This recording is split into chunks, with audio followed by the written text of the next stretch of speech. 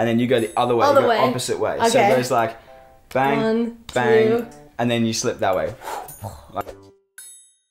I didn't realize at the time, like I recently started seeing a a psychologist. Yeah. And he tracked back all my issues and stuff to a pinnacle moment in South Africa where my sister and I were held at gunpoint. Oh, right. And it desensitized me from the real world and influenced my decision making in the process. And so that's, I think that makes sense now, because why he can like be so articulate. Like, you're very, very like well spoken as far as, like I said, what you're saying and what you're not saying, and I think that would probably be attributed to the fact that you've actually had professional help, like to help you speak about these things without being like a shell of a man, right? Yeah. But that's what I was. I was a shell. Like I was I was so empty and I was such a shell. But talking and stuff has actually helped bring it out and helped inspire me to write the book. Yeah, right. So writing the book, like I went nuts with it at first. I was up all night until like 6 a.m. just writing, and I absolutely fell for it. Like.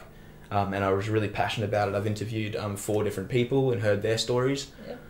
And the whole inspiration behind it is to bring more of an awareness of actual emotions and the effect that it has on you and why emotions are actually there. So it's a really... Why are they there? So, in your opinion? Yeah, so it's all in the book. You should definitely get the book. Yeah, did you bring a What's copy? it called? It's called Troubled Minds. And the whole inspiration behind it for me is... So I'm getting really hot. Am I sweating? Did I tell you? I was like, you're going to sweat. Do you want to take out your Can I take it off? Oh, okay. Yeah. Yeah, cheers. The whole inspiration behind it was basically... I was going to make a comment to explain to the viewers how you had to change your outfit, and I was just going to make a remark about, stripping on the couch. Yeah. But I'm not sure how Just that really linking back, Sam. I was just like, not sure how that would go down, and Okay. I was like, should I say it? Should I not? yeah. But yeah, he did change his clothes, so just FYI. Because you'll see like from one cut to the other. Yeah.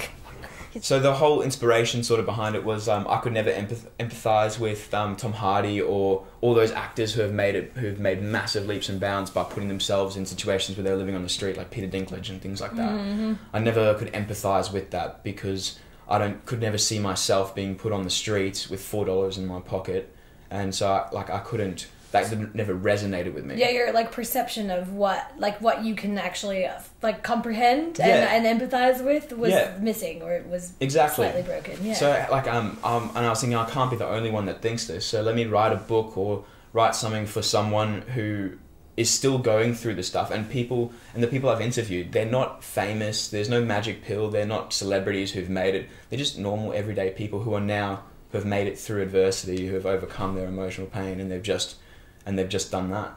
Do you think in writing this, like, you're kind of a little bit writing your own story as well? Big time. Yeah. My story's so included. kind of therapeutic for you? Big time. Yeah. So, massively. Yeah, good. So that's really helped me with that. And the whole inspiration behind acting is I've always wanted to have an influence on people and have someone and actually talk to someone in a really positive light, being a very influential person.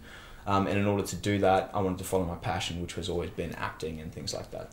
So I decided to get out of that set, because at first I always thought in order to make a difference, you needed money. Like, for instance, you can make a foundation, you can then do fundraisers and then build a well or something in Sierra Leone. Like, it was always big for you. Yeah, like, it was a big picture. Like, you really need to make, like... Yeah, you have capital to make the miles and... Exactly, to make leaps and bounds, to make a change in the world. Where actually, in fact, you could just start like this. So now I've decided I want to follow acting as a passion because I've always loved it. I've always been told by friends and stuff that I'm good, even though everyone says you'll never make it. Like, it's too hard or things like that. Like, who cares? As long as you're doing what you love, and if you do manage to do something on the side to make an impact, I think that's massive. It's kind of, I think in improv they say something like follow the fear. So like, it's a very vulnerable and like kind of, I'd say a scary situation, because most actors, like, you don't want to put yourself out there and then fail. Yeah. But also at the same time, like, you don't want to go too far and then be like, okay, well, I've just wasted, all of my time. But if you follow that fear and you're like, I'm absolutely going to do it, then you basically leap and the net will be there, kind of thing. Yeah, 100%. Yeah, I think it's like, as a fellow actor, or as like somebody who's also in the business, I like recognize and like appreciate that. Yeah. Like, like the like, oh God, we're never gonna make it, but also like, I love it, so I have to try. Yeah. And why not? Are you spiritual? Like, do you believe in God? I believe in God, yes, but I don't know which. What state that looks like? Yeah. Is that what you're saying? Yeah, because I just think Christianity as a religion. I don't believe in religion. I don't believe in like the man-made organization. Was that? Like, yeah, the man-made organization. Like history's shown itself multiple times in Catholicism and whatnot, where they sold tickets to heaven. Yeah. Like the crusade, like religious war is a really bad way to say, because it's only been everyone says, oh, religious wars are such a massive thing, but it's actually not. Like religious war is one of the smaller parts of religion. Yeah. Like but there's just so much hate and so much negativity towards something. If you believe in it and you want to follow it, as long as it doesn't have the detriment to others, I think it's really good. I think it's great. I think Christians who believe in God and whatnot, it's good for them because they've got a bit of a crutch to lean on, which is fantastic. Like sometimes you do need help. I just think like I've prayed enough times and I've asked for help enough times that I don't feel like it's come to me through an entity, but still you make your own way and try do you. Yeah. Nate Diaz for sure. At the moment, Anthony Pettis. Just why as well, man. Just tell us why. I don't know, he's Showtime. He does a lot of cool stuff. He mixes it up. He's just different. Very, very different. They're all kind of cliche. Tony Ferguson, I think, should be number one. He's an absolute weapon. But Nate Diaz is just the chin of gods. Do you know anything about MMA? Like about like the scene? Like I know what it is, but the scene, nah. Like, me too. Tell them about MMA, maybe make them fans.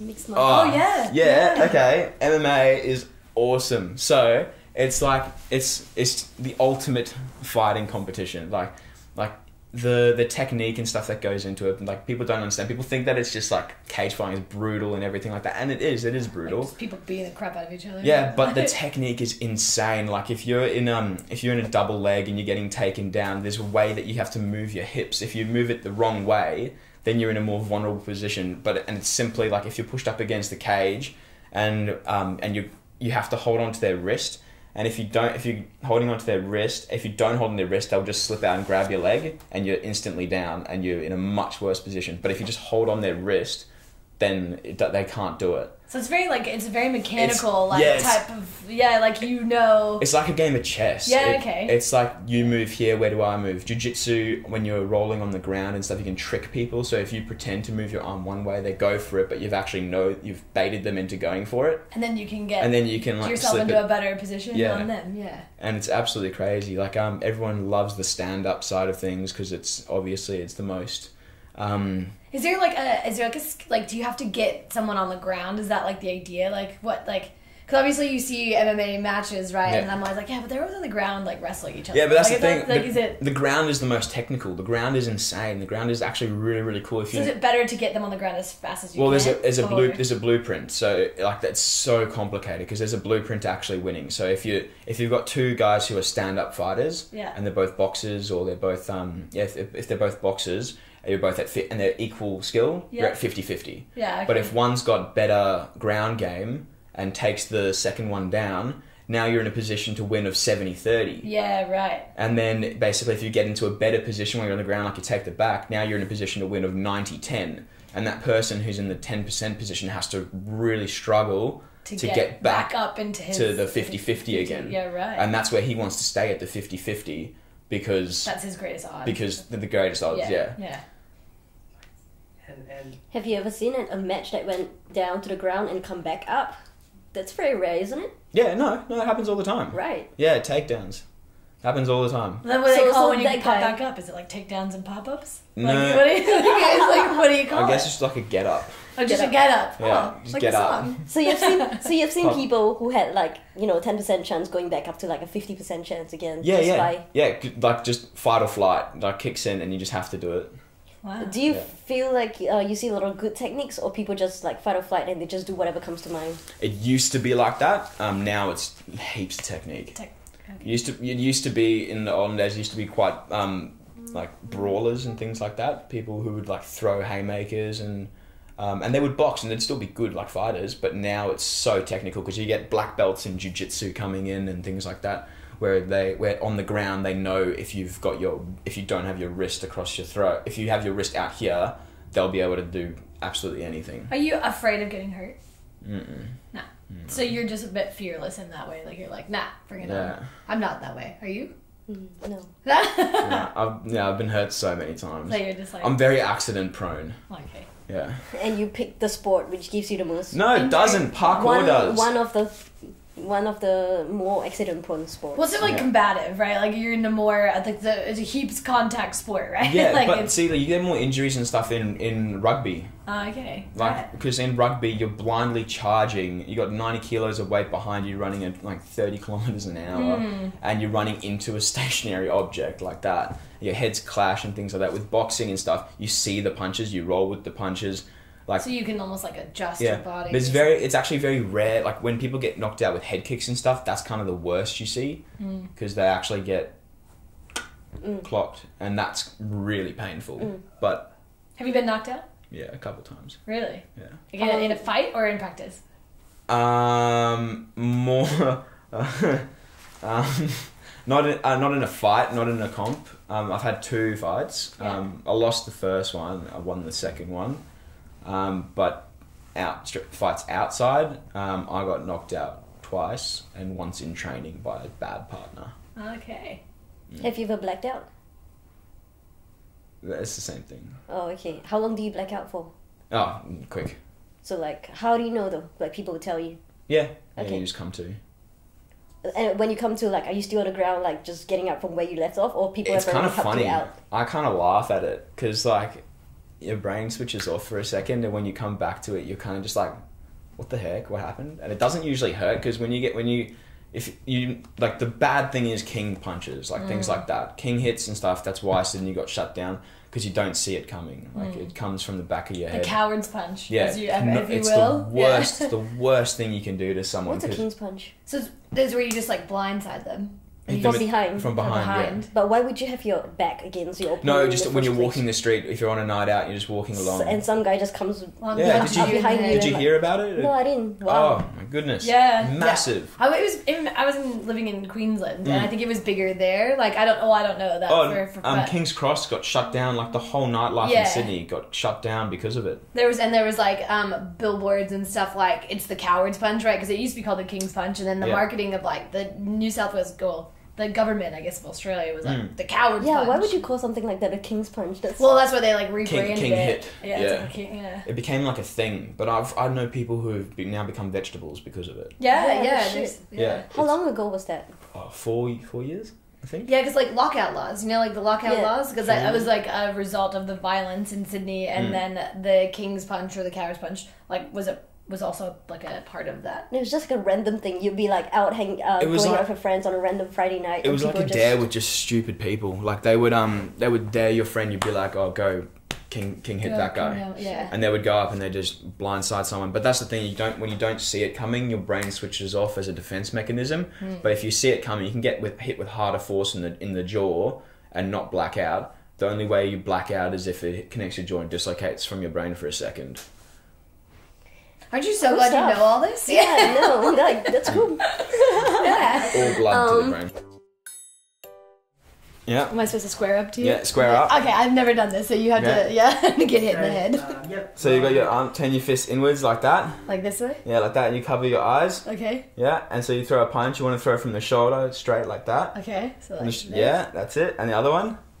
Like that. Yeah, nice. Go again. Boom. Am I 1-2ing it? Yeah, that's it. And now go. Now that's your jab. Okay. So you jab. Jab. Are you right-handed or left-handed? Right-handed. Yeah, cool. So that's your jab. Okay. And you jab twice. Do you bring it back? Yeah, you bring it back, but you got to make sure you don't bend your wrist. Okay. So it's like straight. Yeah, so like that. Okay. And turn your wrist at the end. Like. Yeah, with that hand. But this one. Yeah. 1, 2. Yeah, and then the right. Bang. Mm-hmm. Go again. Boom. And then 1, 2. Bang, bang. Go. Okay. Pa, pa. Oh, like 1, 2. Yeah, Oh, yeah, right. Go. Nice. I did it. That's cool. Maybe teach you how to duck now as well. I slip. Yeah, slip. Sorry. Okay. Oh, slip. Slip. Okay.